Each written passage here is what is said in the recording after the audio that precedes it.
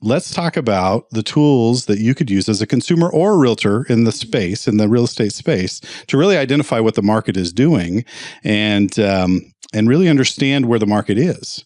So the kickoff question is, Paul, coming to you, big boy, hand me the rock. If you were looking at the market as a whole and deciding whether to purchase or not, or just trying to understand the market, what tools would you... The best tool to use. That was a long question, dude. The best tool to use is our newsletter. The newsletter. That's what I was going to say. No, it's my idea. So every week, the Lions Group puts out a newsletter. There's 6 trends that we follow on there. They are inventory, days on the market, list price, sold price. Yeah. Okay. So there's the new listing average. Yep. There's the absorption rate. We have the average list price. I think I said that already. Average sold price, and then the inventory levels, right? Inventory levels. Yep. Okay. And those are good indicators of how the market is doing, whether it's a good time to sell. We watch those. It's pretty much those 6 we watch pretty closely to see, when we're seeing how aggressive a seller needs to be, seeing if, a buyer's money goes a little bit further. But those are pretty much the tools that we use. So let's break down some of those just for the audience so they understand a little bit more. You mentioned absorption rate. Mm-hmm. Anyone want to give a crack, or Paul, you want to talk about what an absorption rate is? An absorption rate is if we were to take the amount of inventory on the market at this moment in time, don't add any more inventory, how long would it take for all of those properties to sell? So give an example. So like if you had 100 homes on the market right now. So say right now our absorption rate that I pulled up for this newsletter was 3.38. So in 3 months and a third, whatever, but a third, 3 1/3 months, all of that would be gone. So out of 186 homes that we have on the market right now, in 3 1/3 months, they'd all be gone. Okay.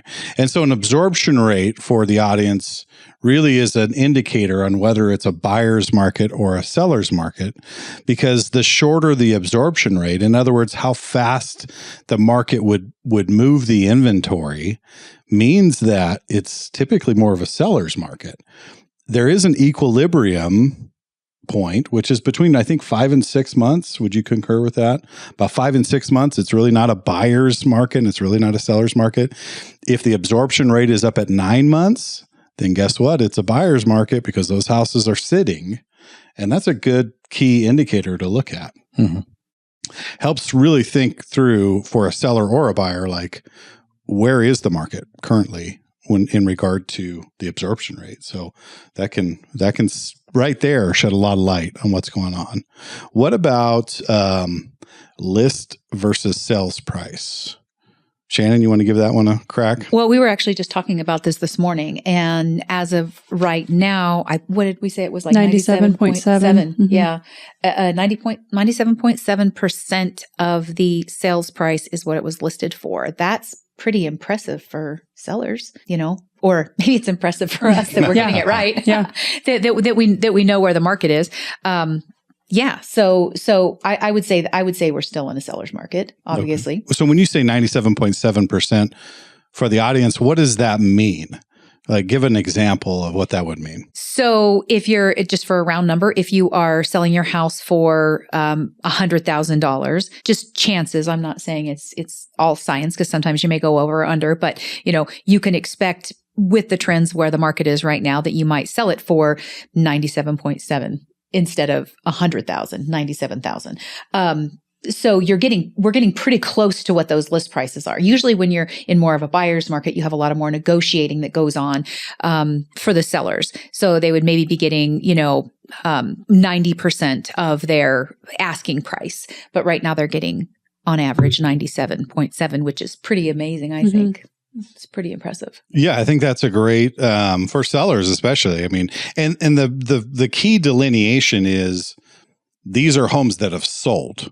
Right. You don't use a list to sales price ratio for homes that are active. Because if your home really is $100,000 and you're priced at 150, yeah, you're going to get 63% of your 66% of your asking price.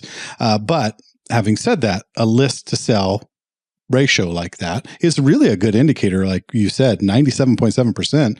You can expect if you price your home properly, it's going to sell, and you're almost going to get asking price in most instances. Aspen, what are some of the key indicators that you look at when you're trying to figure out the state of the market? I think just what you said, and we kind of have mentioned in a previous podcast, as long as you list a good product, it's probably going to sell, especially how we are now. I do think, it's not necessarily real estate, but interest rates go hand in hand with it. So I do think even though we're at like 3 months of inventory, we're seeing where buyers are asking for a lot more because interest rates are high. Maybe they need help with closing costs. They need to buy down, some points buy down. So I think that is also a really good indicator to follow versus whenever, interest rates were really low, we were able to price it a lot more aggressively and almost guarantee getting an offer. Right. Do you look at inventory levels at all? Because remember back in the day, we would hover between 800 and 1,000 listings. Mm-hmm. And now in San Juan County, we're down closer to 200 in a normal range.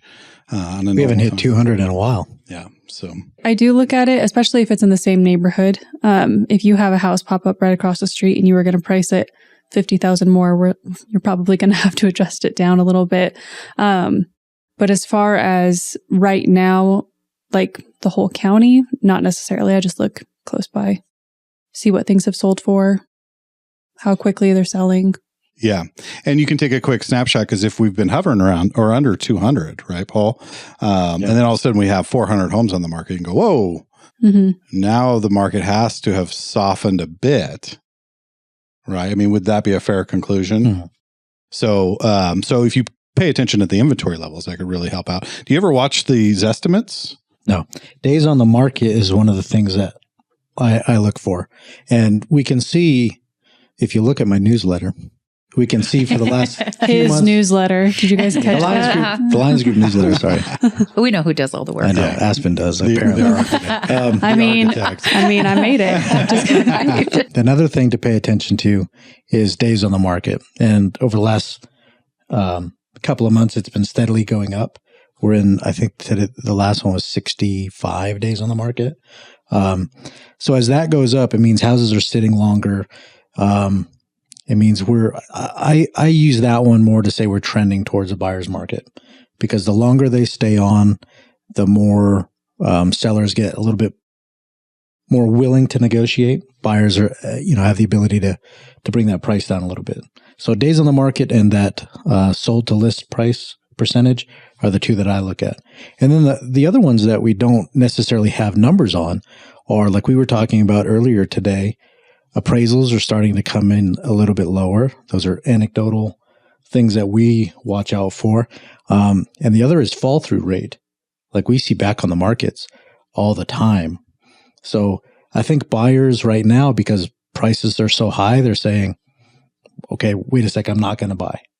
So, inspection comes back bad, they're going to be like, I'll just walk.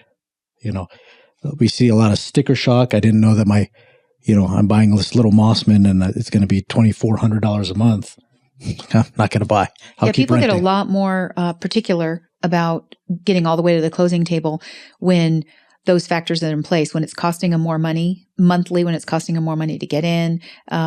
Prices are higher already. People start getting a little more picky, when the market's all in their favor. Of course, well, we can live with that. That's not a big deal. We can refinance later. There's a lot of those things in play, but I think right now that's what's playing a lot into it. Yeah, their threshold of pain per se really goes down when you're saying like it's a smaller home, it's a Mossman home that you'd expect the payment to be $1,500, $1,800 a month, and you're $2,200 or $2,400 a month for a home that used to be trending that way, or like $700 a month. They're $700 a month. Yeah, that's many years ago, and people's threshold for like okay, that's it. I'm done. Unless it's absolutely perfect or you're going to fix everything, Right.